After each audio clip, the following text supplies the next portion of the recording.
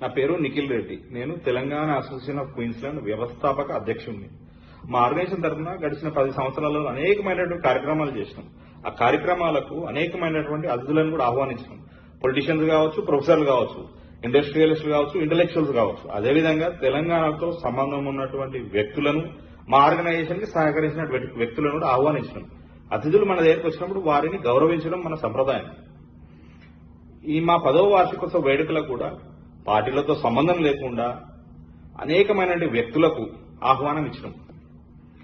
కొండలరెడ్డి గారు మా ఆహ్వానాన్ని మన్నించి మా దగ్గరకు వచ్చారు.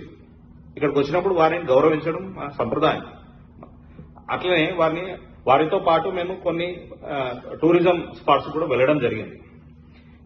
ఈ ఏదైతే ఫోటో వైరల్ చేస్తున్నారో మీరు, అది మీరు రాజకీయంగా చూస్తున్నారు తప్ప మేమేమో ఇక్కడ తెలంగాణలో మనతో ఒకటి అని మేమేదో పాటు పడుతూ